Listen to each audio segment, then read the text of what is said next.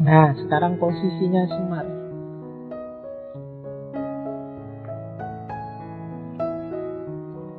Yang pertama, Semar, dari semua orang tadi kan jelas paling tidak dia punya dua posisi. Dia dewa yang kamanungsan.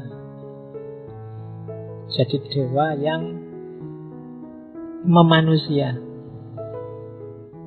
Jangan salah, orang Jawa lebih suka dewa yang memanusia daripada manusia yang mendewakan diri. Itu sebabnya orang Jawa lebih suka Siwa daripada Wisnu. Kemarin cerita Krishna itu kan Wisnu. Krishna itu kan manusia yang mendewa. Aslinya manusia, anaknya manusia biasa yang mendewa jadi dewa. Beda sama Siwa. Kalau Siwa ya dewa, turun ke bumi dia sebagai dewa. Kalau di wayang Siwa itu kan jadi Betara Guru itu. Jadi orang Jawa lebih suka dewa yang memanusia dibandingkan manusia yang mendewa. Kalau ditarik ke dunia yang sekuler, berarti orang Jawa lebih suka pemimpin yang merakyat daripada rakyat yang gaya jadi pemimpin. Jadi makanya Semar lebih disukai. Dan agama besar sebelum Islam kan Siwa Buddha, bukan Wisnu Buddha. Jadi dari Hindu cuma diambil Siwanya. Karena orang Jawa lebih suka dewa yang kamanungsan, bukan manusia yang mendewakan diri. Oke. Jadi lebih bagus kamu merasa jadi manusia biasa dengan kualitas dewa, ya kan, daripada kamu merasa jadi dewa dengan kualitas manusia.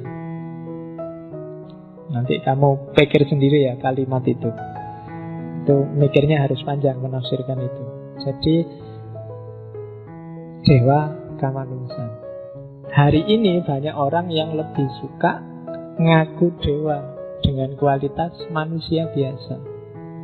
Ngaku dewa itu ngaku jadi orang soleh, ngaku jadi orang pinter, ngaku jadi ustadz, ngaku jadi kan banyak yang ngaku. Jadi jangan panik dengan orang yang ngaku-ngaku jadi dewa, karena itu cuma ngaku. Dewa yang sejati hakikatnya pasti samar, maya. Tidak sembarangan orang bisa menangkap. Makanya kalau dalam kajian Sufi ada debat panjang, apakah seorang wali itu ngerti kalau dirinya wali. Karena begitu dia ngerti kalau dirinya wali, kewaliannya dipertanyakan. Itu susah itu, bulat itu kalau di tasawuf diskusinya tidak selesai-selesai. Di hikam itu masih debatable, tafsirnya bisa macam-macam. Jadi apakah seorang wali itu ngerti? Kalau ada yang bilang kalau dia wali yang sejati dan sampai di puncak kewaliannya, justru dia dijaga oleh Allah dari ngerti kalau dirinya wali. Karena begitu dia ngerti kalau dirinya wali, pasti di situ ada rasa akunya, rasa dirinya sendiri masih ada, dirinya sendiri sebagai wali itu.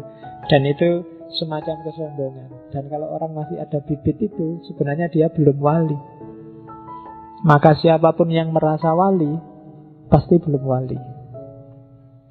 Itu susah itu ilmu nih. Kamu padahal sudah bercita-cita jadi wali sejak kemarin,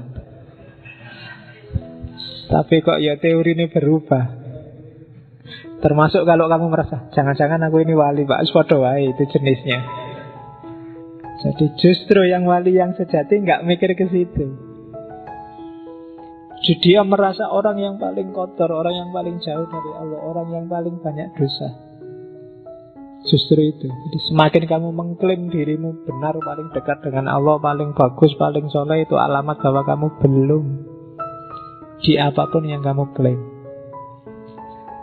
Oke, yang kedua, Semar sebagai ponokawan ya. Kalau orang sering salah menyebutnya punokawan. Sebenarnya yang pas ponokawan.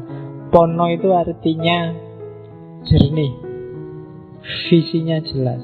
Jadi Semar dan anak-anaknya jadi ponokawan, maksudnya dia jadi teman yang jernih, punya visi jelas bagi juragannya, bagi yang dia temani.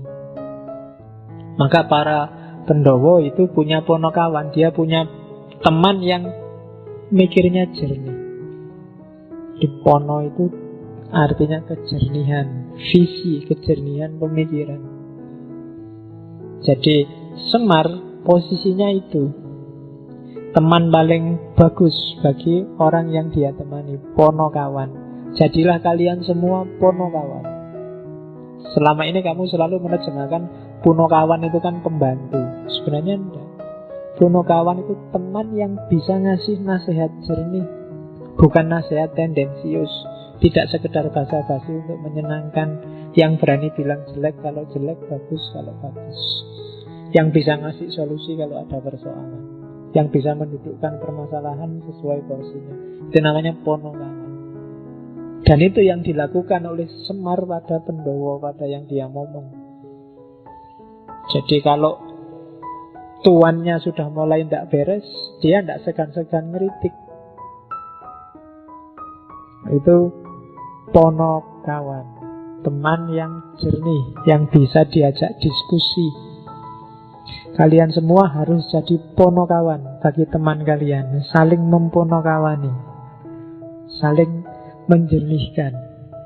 Jadi bukan puno. Biasanya di banyak buku pakai istilah puno. Oke, jadi posisinya Semar itu, dia seorang dewa kamanungsan, tapi sekaligus dia sebagai ponokawan.